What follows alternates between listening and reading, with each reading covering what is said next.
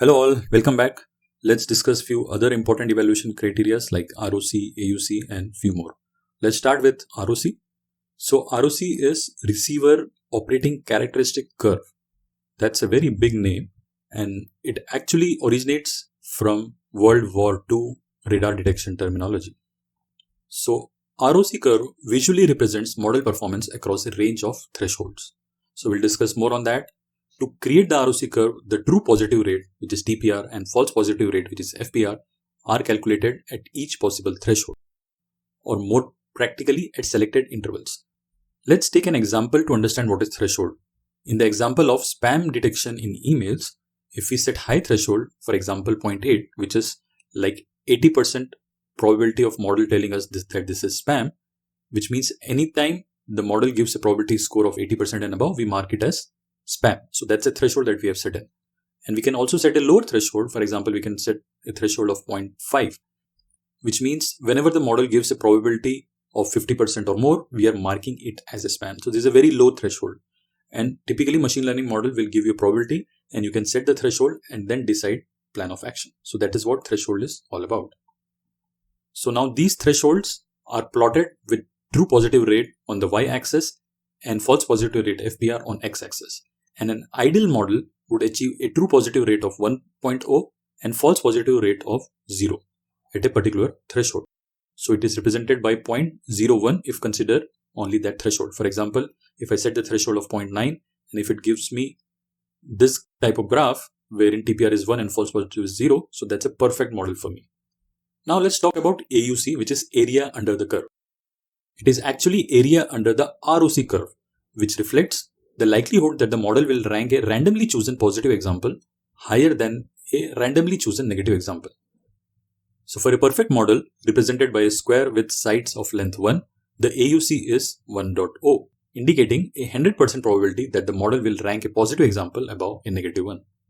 Let's see more examples to understand this better. In binary classification, if a model is no better than random guessing, its ROC curve will be a straight diagonal line from the bottom left, which is 0, 0, to top right, which is 1, 1. This gives AUC of 0.5, meaning the model is right only 50% of the time when deciding which example is positive or negative. And for a spam filter, an AUC of 0.5 would mean it's only guessing correctly half the time when deciding if an email is spam or not. So it's likely to rank a spam email as spam as it is to rank a regular email as spam. So it is not worth the effort. So AUC is a useful measure for comparing the performance of two different models. As long as the dataset is roughly balanced, the model with greater area under the curve is generally the better one. In this example, AUC of 0.93 would be considered better than 0.65. So typically the points on a ROC curve closest to 0, 1 represent a range of best performing thresholds for the given model. The threshold you choose depends on which metric is most important to the specific use case. Consider the point ABC in the following diagram, each representing a threshold. If false positive or false alarms come with a high cost, it may be wise to select a threshold with lower false positive rate or FPR such as 0.8, even if it reduces the true positive rate.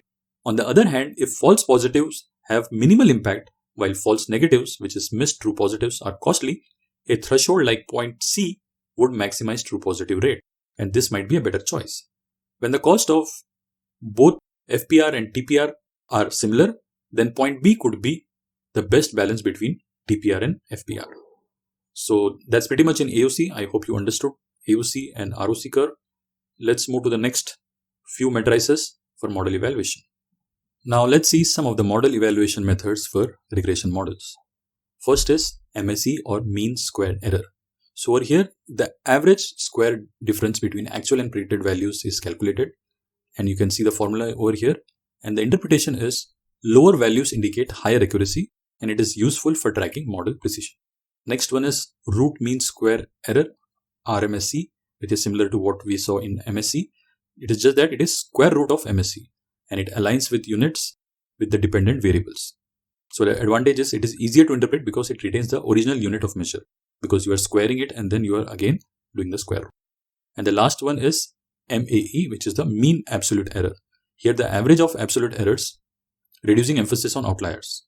So it measures error without squaring, giving equal weight to all errors regardless of its size. And you can see the formula on the screen. So that's pretty much on model evaluation for regression models. So now let's see the final model evaluation method, which is around business matrices and ROI evaluation. So there is no fixed formula as such. So you will have to discuss with business and define what should be the business matrices and how will you calculate the return of investment so that you can decide the best model for a particular use case. So firstly, define business matrices, which means align with business objectives such as user engagement, customer satisfaction, or cost reduction. And also consider the risk associated with it, like assess the financial and operational risk associated with errors or model misclassifications. Next is evaluating business impact. First is data collection. Track post-deployment performance to assess success relative to initial business goals. And also do the cost analysis. Evaluate construction and operational costs against the benefits. And in case of AWS, you can have AWS cost allocation tags. This can aid in tracking cost per project for financial transparency. Let's discuss more on cost allocation tags. So assign specific tags to resources to track expenses directly linked to machine learning project. And once you do that, in AWS Cost Explorer, you can filter cost based on tags to assess project-specific AWS cost. For example, if I have an AWS account and in that account, I am creating glue jobs for data collection for my spam filtering machine learning model, then I will tag my glue jobs accordingly. And I will also tag my models in SageMaker accordingly. And then at the end of the month, when I'm checking the cost, I can filter it out based on this particular tag. And I'll know that this much amount I have spent for this particular project. Okay, so that's pretty much in this lecture and in this section. I hope you like it. See you in the next one. Thank you. Bye.